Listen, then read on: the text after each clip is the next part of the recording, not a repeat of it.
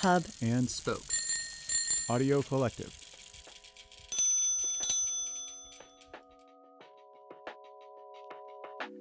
Commercial Type is now shipping Double Accent Pop, our first comprehensive type specimen in nearly a decade, featuring our full library in a compact paperback format. This book is intended for reading as much as it is for looking at type, with an essay by writer Molly Lambert exploring why some of the most iconic duos in pop music history flourished or flopped. Workshop's founder Chris Wu had free reign on the design, giving each thread its own layout and showcasing the entire Commercial Type library. The specimen is a buoyant fusion of content and form, irreverent, opinionated, and exhilarating. Find it now at commercialtype.com.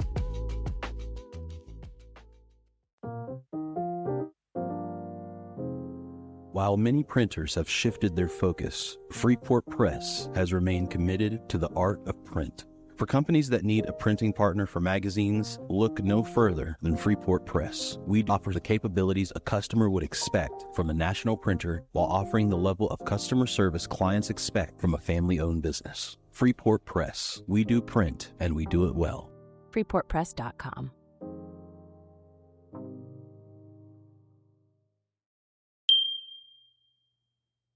It became a committee, and I said, oh, no, not for me. So from that point on, I was ready, choosing the images, orchestrating them, putting them on the wall, and bringing just Tina down and closing the door. And I said, I need to see you react to an image. I don't care what other people think. And same with David Remnick. I want to be able to show things to him, to just him, because I read the speed of his response, if he laughs, if he doesn't, how he looks at things. This is all information I need to know. With the covers, I don't want a consensus. I want his visceral reaction.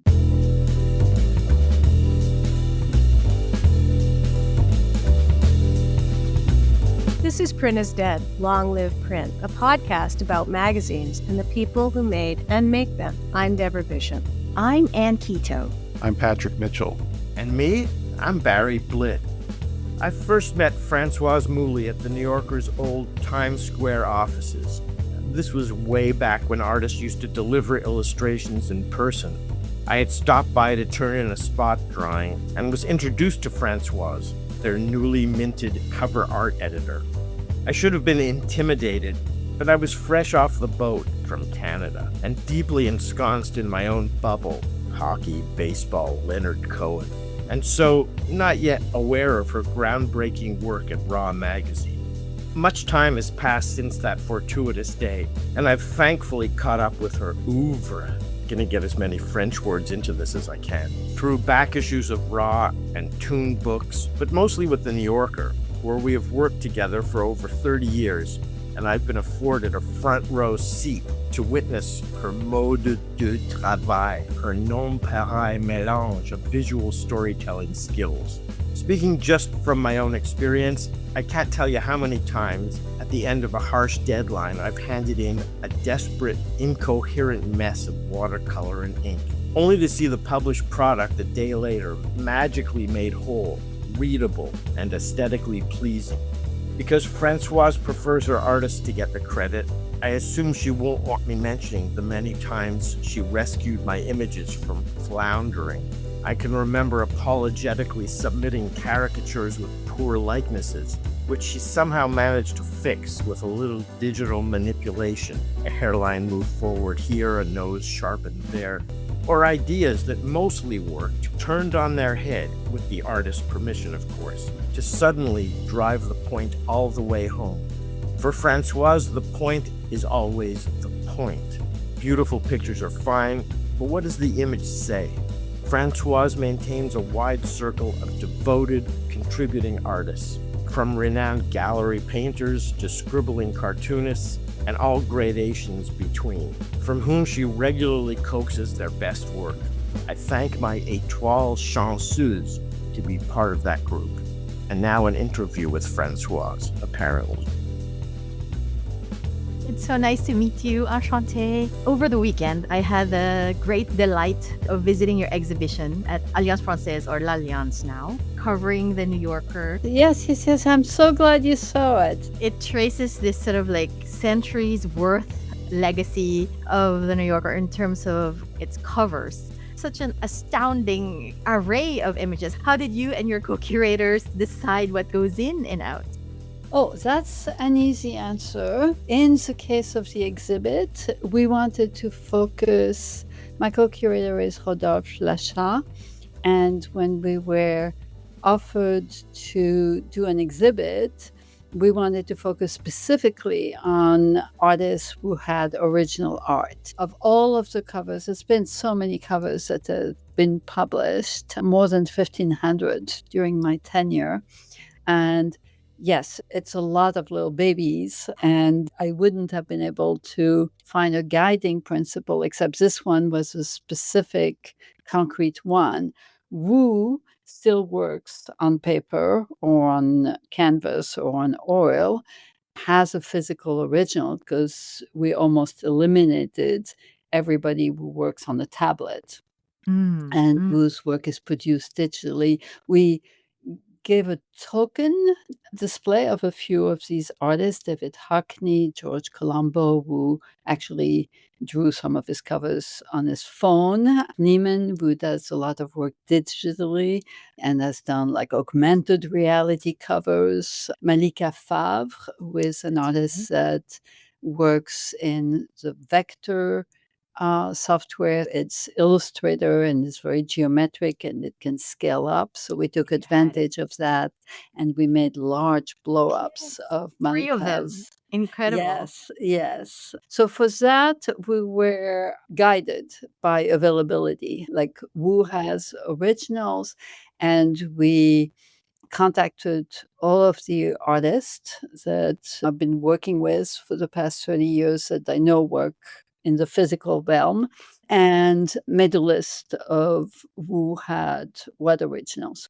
It struck me, so it's 100 years of the New Yorker. It struck me that you've been there almost for a third of its history. Isn't that amazing? And I'm only fourth, I think, art editor in 100 years. So the weight of history was not lost on me. This is quite a responsibility. But on the other hand, I tried to give a sense in the exhibit of how multivarious the New Yorker cover can be, how it can be interpreted in completely different ways, because that's been my other guiding principle for all those decades, is to not let it become predictable.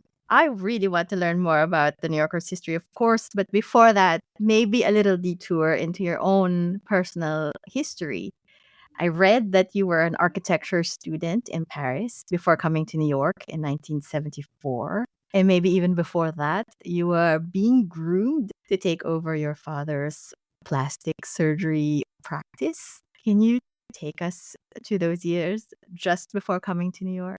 Yeah, it actually, I think, is relevant. I mean, I wouldn't have been able to wish myself the kind of interest that I found in magazine and comics, but it comes from having grown up with a very specific. My dad was a plastic surgeon. My mom was a stay-at-home mom, as almost every woman in the 50s was.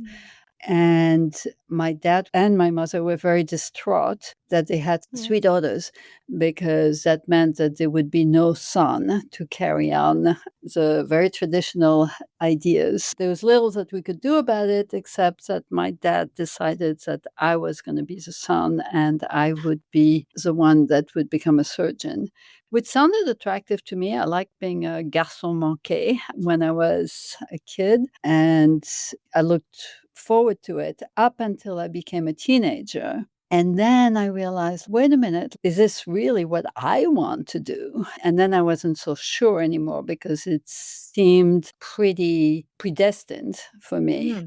In France, they make you choose between either a scientific or literary path, and it's pretty radically different in terms of your baccalaureate and what you have to study. And I had up until that moment been loving literature and theater, and I liked my teacher of French and Latin and Greek. And all of a sudden, then I had to go to classes instead of math and physics. So it just created a kind of, is this what I'm really interested in? When my parents were in the midst of an acrimonious divorce, when I was 15 or 16, I left home and I was with my boyfriend, and I graduated early in a scientific pre-med path. And he was studying architecture, and I went to architectural school, and I loved it. It was in the Beaux-Arts. It was in an old-fashioned studio context, and almost all of our learning was basically being indentured servants to the older students. Basically, you would do whatever they told you to do. We cut the pieces for their models, and we did the background for their architectural rendering, but you learned a lot that way. And it was a very physical thing.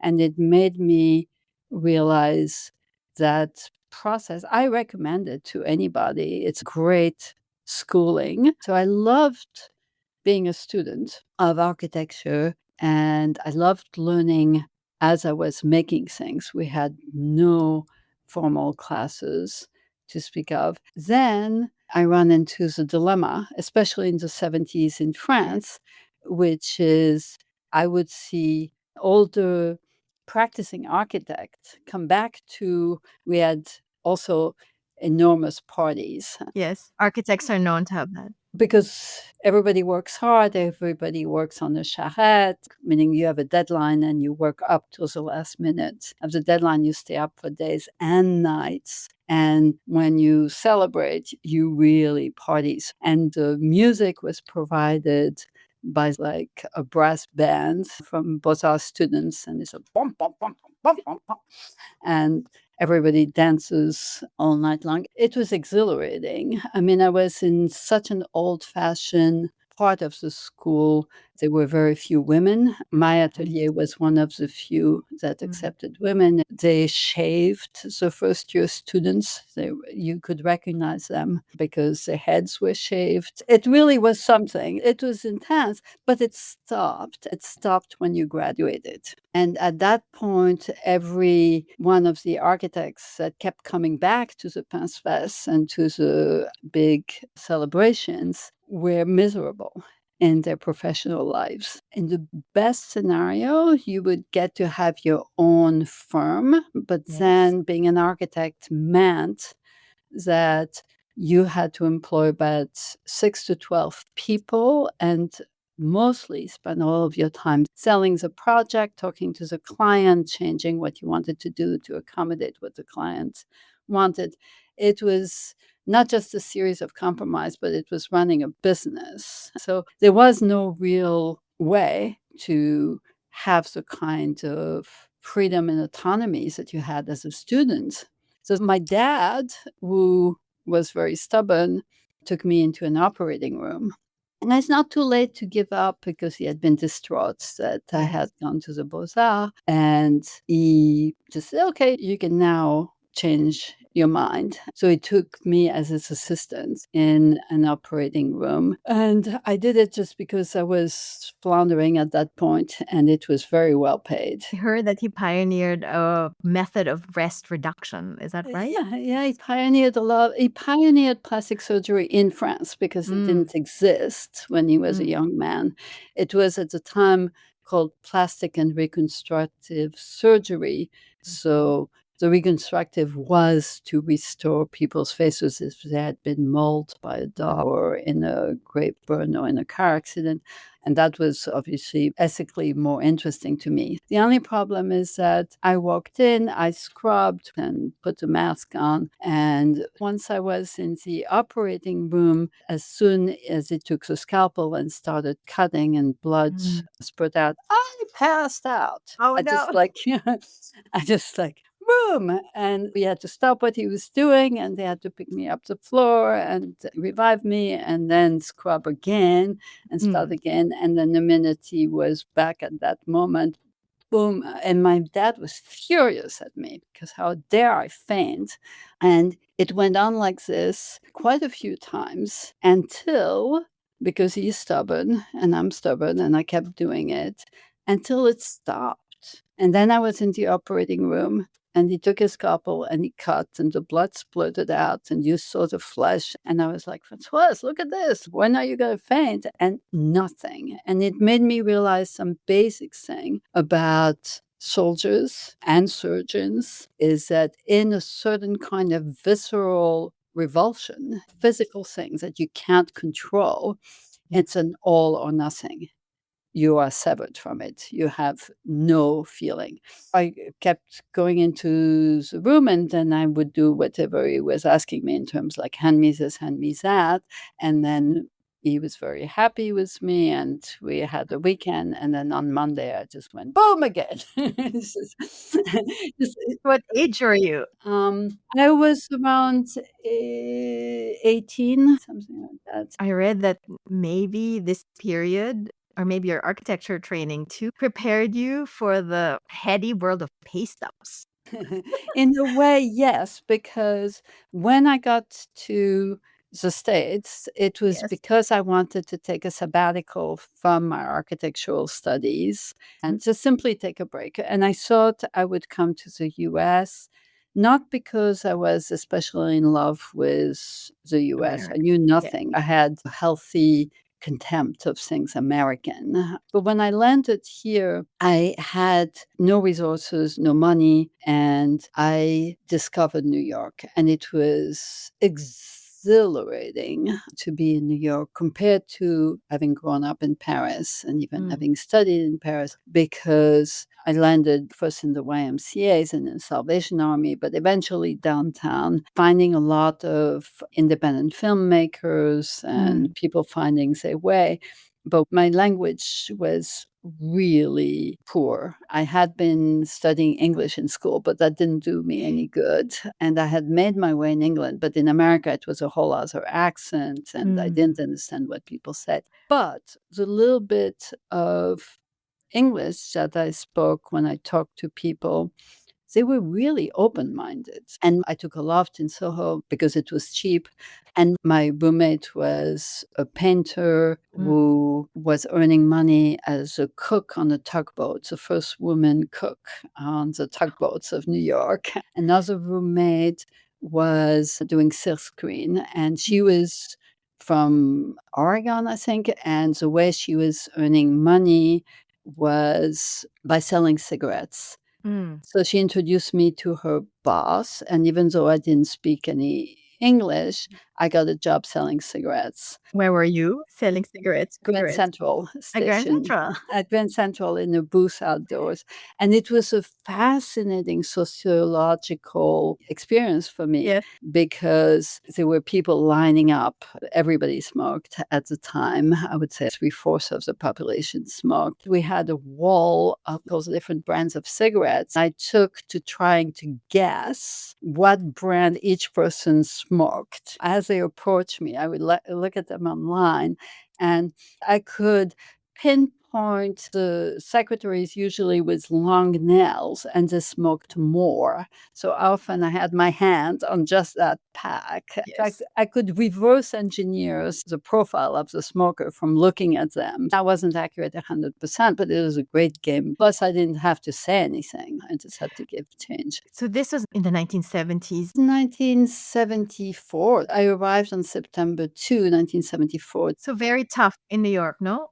It was very chaotic and incredibly unkept. It was strange for me because I had expected America to be clean and new, but New York was just like everything was filled with garbage and people in the street, but it was also very open-minded. In Paris, I had many interests, but I had a hard time moving around in any milieu other than the very prescribed one.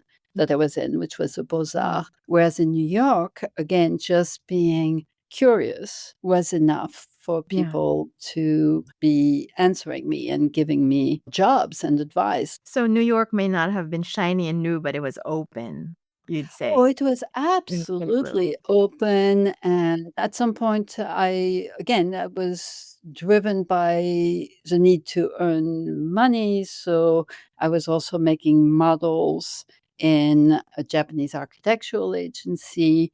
And at some point, I asked somebody whether I could apprentice with them. So I was an apprentice plumber and an apprentice electrician. So I would go to people's house to change their faucet and wire their new electrical lines. We'll be right back. Hi, this is Jeremy Leslie at Mag Culture. We're proud to support the Print is Dead podcast because we love magazines too. Visit magculture.com and see why print is far from over. It's just getting started. Read the journal for interviews and reviews, listen to our podcasts, visit our shop in London and online, and come to our live events in London and New York. We love magazines. Subscribe to our newsletter for weekly updates, all at magculture.com. From this, I am going to leap to 1994. Good idea. Good idea. 1994, you get March, I believe, 1994, you get a visit from Tina Brown. Actually, 1992. 1992, Tina Brown was nominated as the new editor of The New Yorker, the fourth editor of the magazine, the first woman and the fourth editor. And she knew right away which artist she was going to bring. And she's a very visual editor. She has said it in interviews, and it was true. She commissioned Ed Sorel to the first cover. She knew she wanted to bring in Avedon as the first ever to have photographs published in The New Yorker. And she turned to my husband, Art Spiegelman, who had just received a Pulitzer Prize for his work. She came to my office. I had an office where I was publishing my own magazine, which was called Raw. She came to the office to see Art, and that's where she met me and I met her. And I showed her some of the magazines and all of the artists that I had been publishing in Raw. And in 1993, she published some comic strips by Art, and she asked him to do covers. And in February 1993, she published the first cover by Art, which was a Hasid kissing a Black woman. And it was a reference to Crown Heights and the riots that were taking place at the time. And it was a huge ado for anybody who loved the magazine because it was a timely cover, it was a sassy cover, it was grounded in current events. It was begging to be denounced. It was denounced in the New York Times in an editorial. It was denounced in an editorial in the Washington Post. Like every well-meaning supporter of the New Yorker was outraged that the covers were so in your face. And it was denounced on the radio. And Art is insanely articulate as well as being good with images. He's also incredibly good with words. So he was giving interview after interview, and Tina was delighted. That's exactly what she wanted. Everybody was talking about this image for and against, and it was a breath of fresh air. And that's when she asked around for recommendations. She knew she wanted to change and get a new art editor because she had inherited Lee Lawrence, who had been there under William Shawn and Robert Gottlieb, and she wanted a change. So she came to you. I read that you had lunch at the Royalton. Is that right? Is that right? You're well read. I did. Actually, she didn't come to me right away. I heard about it. She asked Art, who mentioned like Paul Davis and real art directors that he knew. And I heard secondhand or third hand that she talked to another colleague at the New Yorker, said like, why didn't Art mention his wife? And he told me, Tina has her eye on you. And at the time I was very surprised because I wasn't at all in the world of art direction. When she eventually offered you a staff job, it seemed like being moved from the fringe to this very public, very central role, right? Did you immediately say, yes, I want that job? It took me by surprise. When I heard that she was like, considering me, my first reaction was like, why would I want to work for somebody? At that point, I had almost 20 years of being on my own and doing my own magazine and my own publications that I also published. So I had no boss. And my first reaction is like, why would I want to work for someone? So the answer was no, I don't want to work for anybody. But then I realized, oh, if she's turning to me, it's because she knows the results that she wants, but she doesn't know how to go about it. I realized that it wouldn't be being like a glorified secretary. It's not like she would tell me, why don't you get so and so to do such a thing, but that there was a whole result that she wanted to accomplish. And if she was turning to me, it's because all she knew about me was Raw. It was based on what I had done as opposed to who I was. So that became intriguing. And then the next thing I did is I went to the library at the New Yorker. And I started looking through because all I knew of the New Yorker is what she was inheriting, which was a fairly boring and highly predictable magazine that I had not paid any attention to, certainly not in the graphic arts. It entirely skipped the generation of underground cartoonists whose work I knew and liked, and I had been publishing Sue Coe, Gary Panter, Charles Burns. None of those people had paid any attention to the New Yorker. So that is what made me realize there's something I can do here because, first of all, I'm being asked based on what I have put out into the world, which was Raw and this kind of work. And second, there is a tradition that is insanely interesting. The New Yorker is not just what I thought it was. The New Yorker of the early day was a humor magazine and gave pride of place to its artists, which it had stopped doing under the end of Ross and certainly under William Shawn.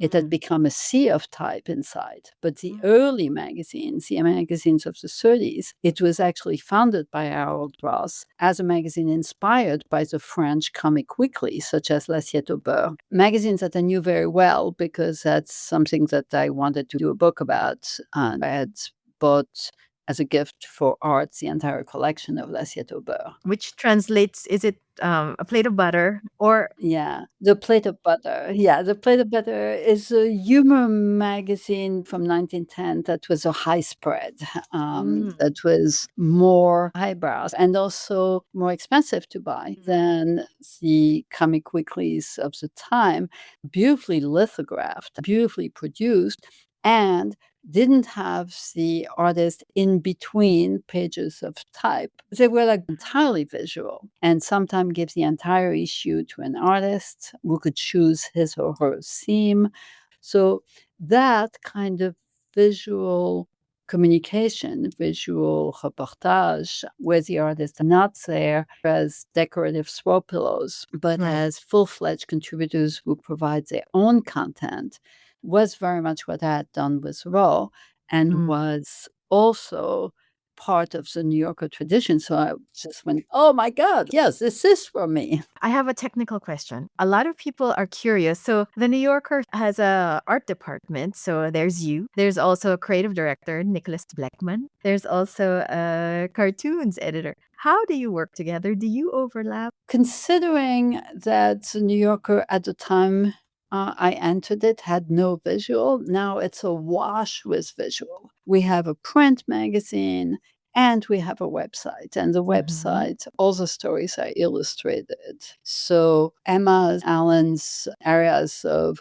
responsibility, she oversees all the cartoons, whether they're on the website or in print, and she deals with the cartoonist. Nicholas Blackman is dealing with a lot of the New Yorker out there, and in the ways that it's represented, there's a whole crew of other people who do the specific illustrations for the website or the illustration for the text pieces. This photo We publish a lot of photos and have quite a few people we're dealing with, the photos we commission as well as the photos that we use. Oh, yes, of course. I specialize in the cover because it's so narrative.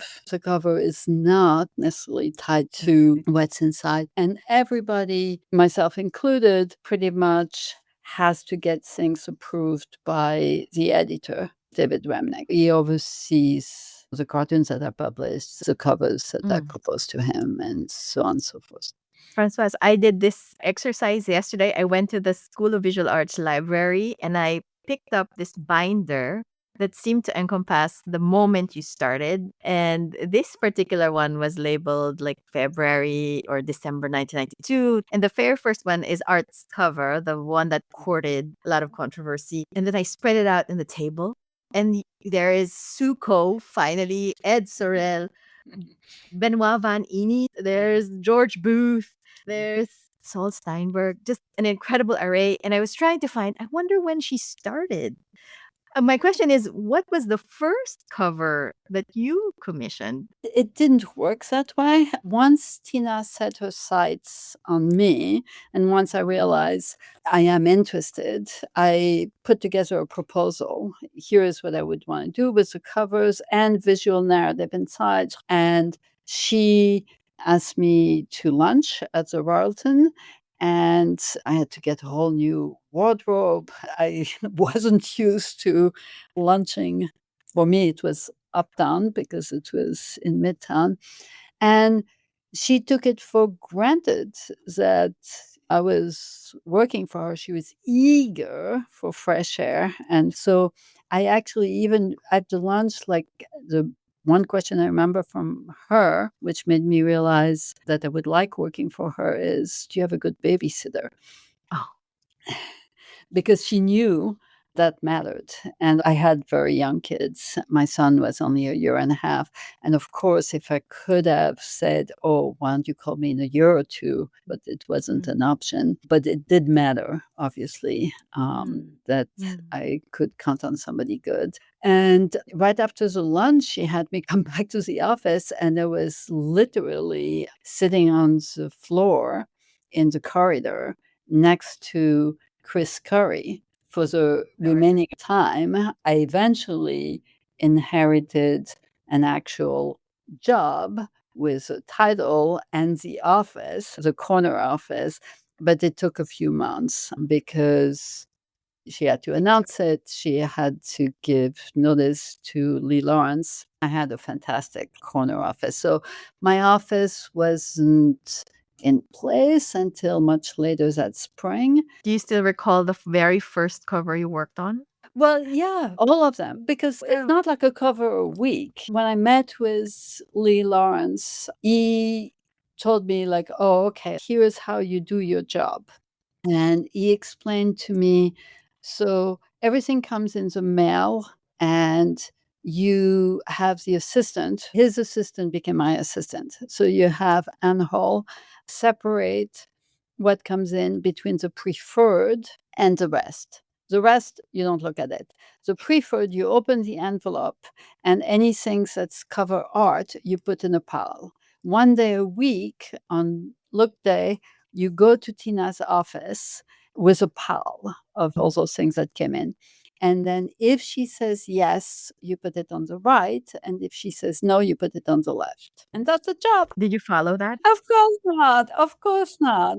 That led to the kind of like predictable, repetitive style, house style, that was a recipe for repeating yourself, because artists would see what was published and do something similar, and then it got put in the pile, and then, so in the pile, obviously, as soon as I could get to do it my way, I established my own system. My system consisted, first of all, I opened all the mails that was addressed to me and to the New Yorker. So I stopped this thing of preferred and not preferred. And as a matter of fact, I brought in a lot of artists that had never been published in the New Yorker, such as Bruce McCall, Ian Falconer, Harry Bliss, Mark Ulrichsen, some of which I found in the unsolicited pile. I just met with people, I looked at portfolios, and I kept very few of the Lee Lawrence pile. I did keep George Booth. I kept Benoit van Hennes, who had come to me years before showing me his work. And I said, it's not for me. Why don't you go to the New Yorker? Now that I was at the New Yorker, he was published under Gottlieb, so it was fine. I returned a lot of artworks that had been put aside by Lee Lawrence. And mostly I started doing a few things. First of all, I wouldn't go to Tina's office. I did it once with trying to show her things, but then there were other people around, and then she started asking like, "Oh, and Joe, what do you think?" And It became a committee. exactly, and became a committee. And I said, "Oh no, not for me," because then Joe would say, "Oh, why don't we try it in blue?" And then Harry would say, "Oh no, I think it's better in green," and so on. And it was like, forget it. Once, never again. Because again, I wasn't used to working for somebody. So from that point on, I pretty much created my own look day when I was ready by choosing the images, orchestrating them, putting them on the wall, and just bringing Tina down and closing the door. And anybody that she was trying to bring in, I would just say, no, just you and I. And I said it was legitimate need.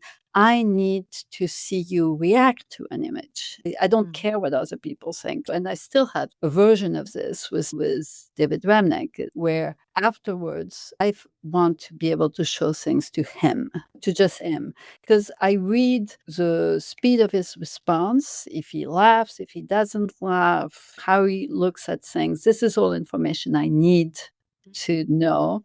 And I will not show him something if it's not ready to be looked at. Like I'll ask the artist to clarify their thought. He looks at the cartoons with other people in the room, so he gets a kind of consensus. With the covers, I don't want a consensus. I want his visceral reaction. After that, because he asks and he's totally free, of course, to go around and he tries to see whether his consensus. And sometimes he'll change his mind because he loved it, but it didn't work that well with other people. But still, for me, I'm not trying to please a crowd. I'm trying to please him. I'm trying to get a reaction out of him. And I want the image to be clear. I spoke to Barry Blitt this weekend. Uh-huh. Longtime collaborator. He says, every time Françoise calls, I need to be alert, or as alert as I can be in whatever state. And he said, we have this thing. She always says, don't edit yourself. I'm thinking, wow, she has a direct link to your brain or to this font of ideas and to this genius or perversity or everything else. And he said, sometimes I sit around here thinking, what would make Françoise laugh or what would get a reaction? I wonder what this don't edit yourself guideline means, and why do you ask that of your artists? Partly because of my belief that the power of those images is not just that they are beautiful, but it's that they represent an emotion and the artist's reaction to what we're living through. And I want her to be true to herself. I want her to not try to please me or try to make me laugh or whatever, not try to elicit that emotion out of me, but to be true to how she's reacting to this topic. And because I'm dependent on them sending a lot of sketches and a lot of ideas, I don't produce any of this. So I have to encourage everybody to send things. And if they're all going to sit around and say, okay, here is 25 sketches, what are the best 3 that I can send to Françoise? They don't know. And I want to see them all because Just send them. often I'll be able to come up with the right thing at the right time by simply having like huge archives of things that people have sent. And I'll be able to, case in point, Anita Kunz had sent me a sketch of the Supreme Court. with Yeah. Trump. And Yeah. I thought it was a great idea. When it came, it wasn't a moment when we published it, but I gave her an okay, and we did publish it at the time of the Republican convention last year. Mm. And it was perfect because it didn't talk about the attempt on Trump's life or like everything that was in that moment, the things that everybody was pursuing. But it was that visceral fear of, oh my God, we're entering a world where this is made in the image of the inside of Trump's psyche. Anita Kuntz is the first person I interviewed for this podcast, and she speaks about you with such regard. She even told the story of the Manhattan Mohawk, this legal battle. And she says, Françoise is remarkable. She was behind me, and I think it was traumatic for her in a way that she second guessed herself. It's a little background. So this was published, and someone had said, hey, that's my idea. And then Yes. you went through a legal procedure with her. It's time consuming for everyone and emotionally difficult. But she says that you stood behind her throughout. Of course, I would. The artists stand behind us Mm. collectively. I think one thing that I wanted to do with the exhibit Mm. is pay tribute to the artists collectively. What a massive creative force. I'm so deeply appreciative that those people exist and are still doing this quixotic thing of doing a cover for a magazine. It used to be cartoonists was a well-paying, well-respected gig that illustrators, that artists could aspire to. And that was true for the covers at the time. There would be a look day, and they would make the rounds in New York City of New York Magazine. So they would show things to the New Yorker first, and then things that the New Yorker kept. They would take the rest in their portfolio, and then they would go to any of the other magazines that published cartoons, including Reader's Digest. We'll be right back. Print is Dead is made possible by the support of the Society of Publication Designers. The SPD powers the future of visual storytelling, setting the standard for editorial excellence and shaping the future of visual culture. For more information, visit spd.org. Coming out of this gem of an exhibition, really, it's very small but very dense. The affection between you, the New Yorker, and the artists really shines through. One of my favorite parts is this mini salon de refusés. This wall. But you're absolutely right. You put your finger on it. This is a bulletin board that I took from my office where I recreated what is the life source of what I do. It's not what's published, it's what's not published. Is really the compost that makes everything else grow.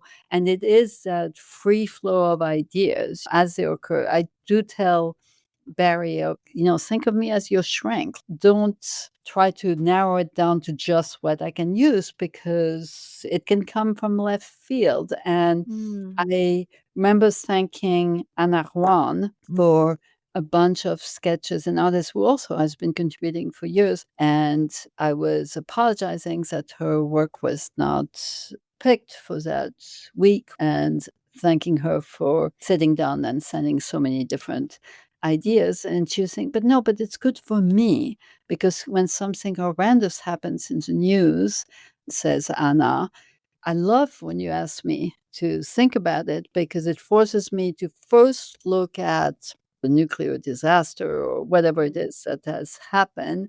And then I have to ask the question of, what do I feel? How am I reacting to this? I'm not just portraying it. How do I reprocess this into an image? And I think that's what the readers appreciate, that unlike a photo, even when it's dealing with contemporary events, or it's something that the artist has experienced and wanted to communicate to a reader. And we have readers that actually read and react and see those images, and that we don't have to level everything down to a lower common denominator. It's directly the artist being in a communication with readers and viewers. It's fantastic because it's an antidote to the flood of images. I think everybody in this point in time is flooded with hundreds of images, and they come at you. Some of them are ads and are trying to manipulate you. They're kind of propaganda. And so New Yorker covers has that. Few of them are actually from a person talking to another person.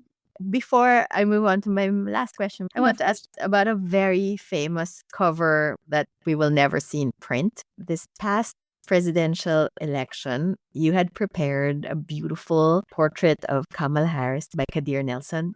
And I read in the exhibition that we refused to have a second one sort of on standby. Is that right? And then It's not that I refused. It's just I have learned everything that I know.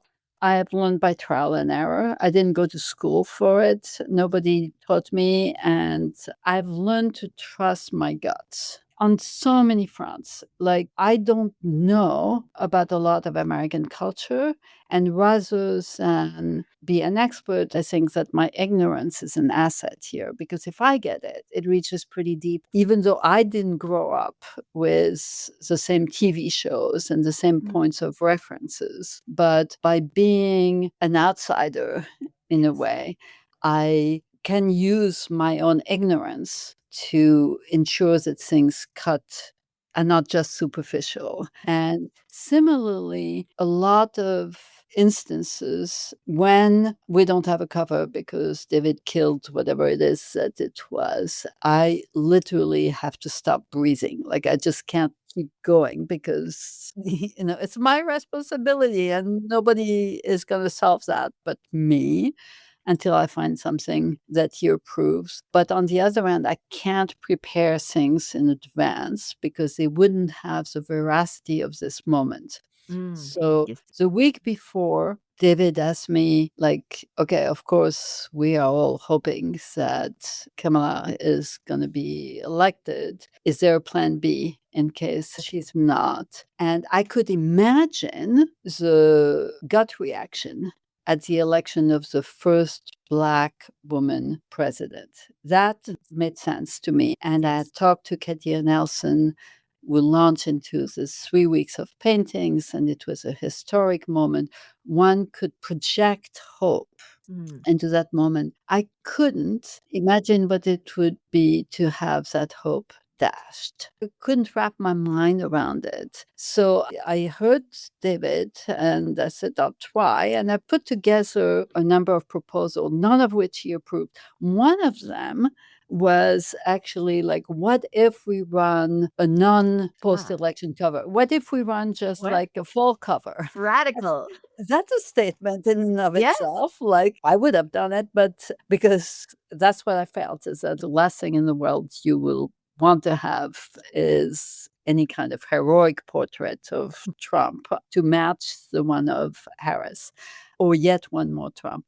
I gave him those options, but he didn't approve anything.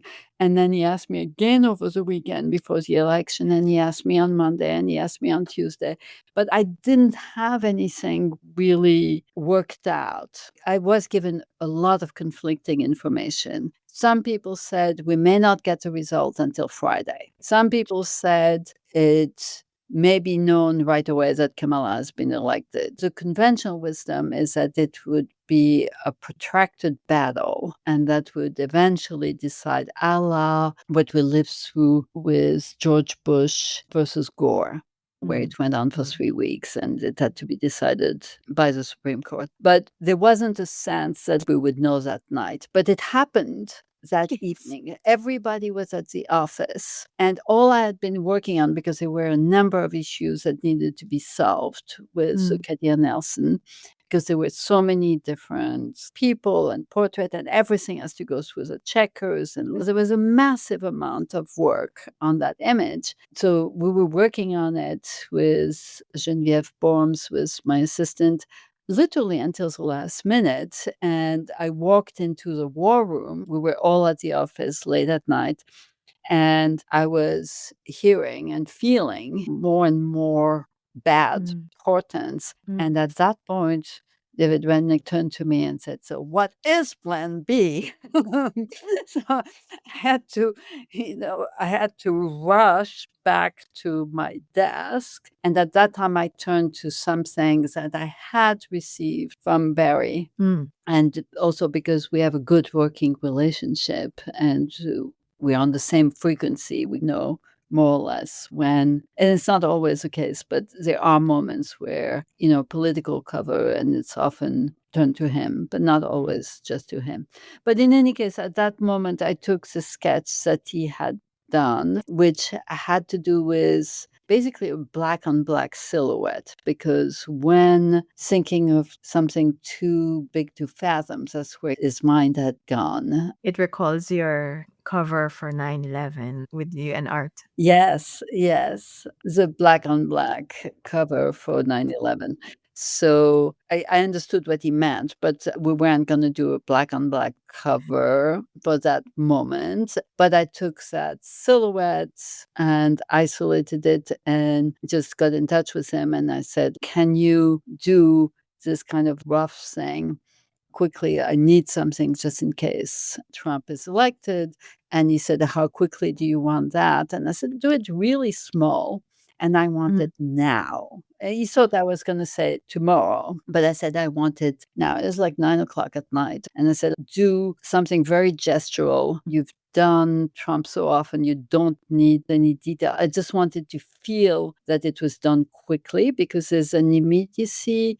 I said, "I'll blow it up because it's a trick that every designer knows, that you enlarge a small sketch and it has graphic immediacy, but it also gives you that sense of, oh, I couldn't wait to show you this." It actually is readable that something was done quickly. It was the direct opposite of the loving portraits that Katia Nelson had done. I remember saying to Barry, and I wanted to feel like, you just produce this like, ugh.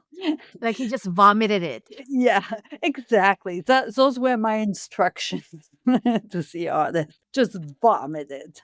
And he did. He said, "I might have been in 2 Adavans at that point, but I want to be alert as possible." He got it.